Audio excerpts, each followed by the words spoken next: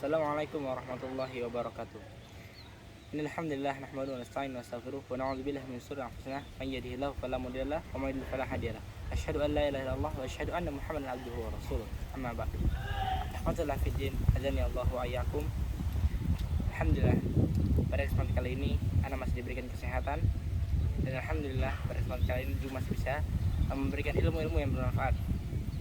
Pada kesempatan kali ini ana akan menyampaikan sebuah ilmu, yaitu tentang sebuah perang pada tanggal 8 Hijriah Jumadil Awal.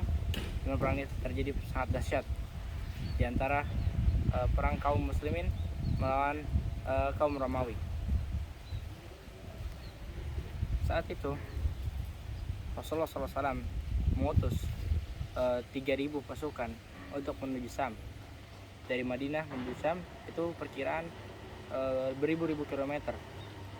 Ya, dari 3.000 pasukan ini Rasulullah tidak ikut. Jadi namanya itu Sariyah. Jika Rasulullah ikut dalam peperangan itu disebut Ghazwah namanya. Jadi Rasulullah tidak ikut. Dia menetap di Madinah, namanya Sariyah. Ketika itu Rasulullah menunjuk, biasanya kalau Rasulullah tidak ikut Sariyah biasanya menunjuk satu panglima. Namun kali ini Rasulullah sangat mengwujudkan menunjuk 3 panglima sekaligus. Yang pertama ada Zaid bin Harisah, Abdullah bin Rawaha, dan juga Ja'far bin Abi Thalib. Yang dimana di dalam pasukan tersebut terdapat Khalid bin Walid juga.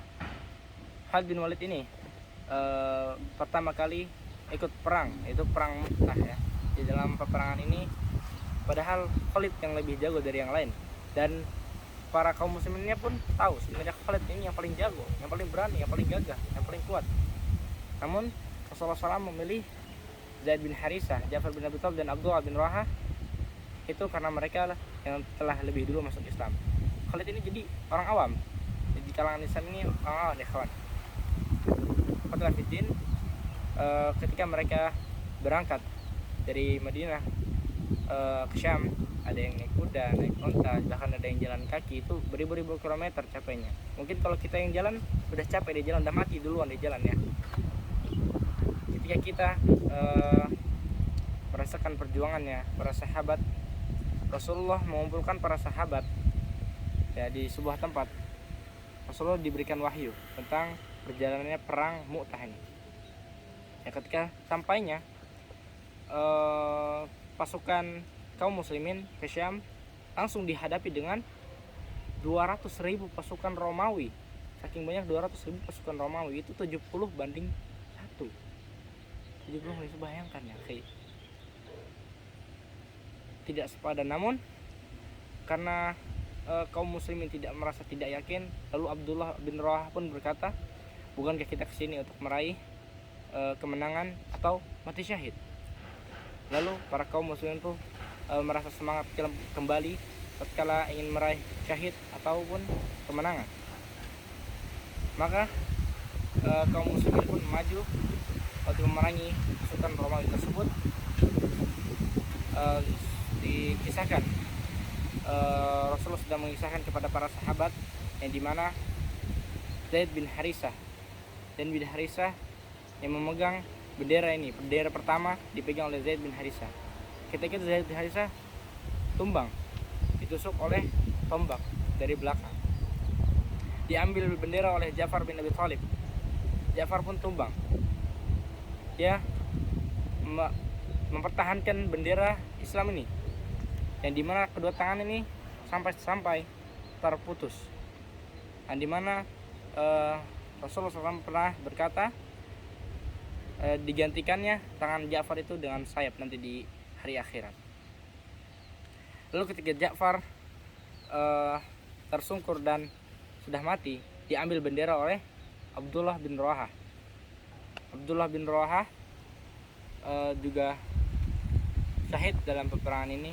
Namun ketika Abdullah bin Rawaha syahid, tiba-tiba datang Saifullah, pedang Allah, langsung mengambil bendera tersebut, dan langsung tidak ada kaum muslim, tidak ada yang ragu, langsung sepakat, langsung pada semangat, karena mereka tahu kalau yang jago di dalam peperangan itu Khalid bin Walid yang paling jago. Lalu dikisahkan dalam perang tersebut bahwasanya Khalid itu sampai-sampai ganti 10 pedang. Pedangnya itu patah setiap pedangnya. Jadi setiap kali dia mengayunkan pedangnya, ting ting ting, patah satu. Diambil lagi pedang musuhnya, patah lagi satu. Diambil lagi pedang musuhnya, patah lagi satu. Saking dahsyatnya dan saking kuatnya kekuatan Khalid bin Walid ini. Lalu ketika sudah lewatnya waktu siang, maka kode etik peperangan pun berhenti. Kode etik peperangan berhenti. Kaum muslim membuat kemah-kemah di daerah peperangan tersebut, yang tidak jauh dari peperangan tersebut. Lalu Khalid bin Walid ini malam itu berpikir untuk mengatur strategi yang dimana pasukan di bagian belakang dipindahkan ke bagian depan, dan yang bagian depan itu dimundurkan di belakang, yang dari yang kanan dipindahkan yang ke kiri, dan yang kiri dipindahkan ke kanan. Dan setelah itu seakan-akan teknik ini tuh menciptakan seperti adanya pasukan baru, pasukan yang wajah-wajah yang baru yang muncul. Ketika itu ketika paginya telah tiba, pasukan Romawi kebingungan karena wajah-wajah yang baru muncul. Ya, ini yang kemarin aja udah nggak habis-habis, sekarang datang lagi yang baru. Tapi pasukan Romawi udah ibaratkan begitu strategi Khalid bin Walid ini. Saking cerdiknya Khalid bin Walid. Nah, namun Khalid bin Walid ini di dalam perang Mu'tah dia merencanakan strategi yang sangat cerdik, yang dimana ketika barisan pertama telah maju, barisan kedua maju, barisan ketiga maju, namun barisan berkudanya di belakang itu mengitar. Jadi mengitar itu seakan-akan menciptakan debu yang seakan-akan itu sedang ada pasukan yang lari di belakang, sedang ada bantuan dari belakang. Nah, ketika seperti itu, pasukan kaum muslimin perlahan mundur dengan terhormat.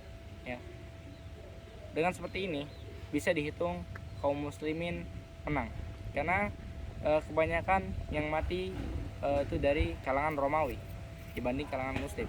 Kalau kalangan Muslim bisa dihitung itu ada kurang lebih ada 12, ada yang mengatakan 12 dan ada yang mengatakan lebih. Mungkin sekian yang Ana bisa sampaikan dari perang Mu'tah ini. Ana mohon maaf jika ada kesalahan dalam penyampaian perang Mu'tah ini.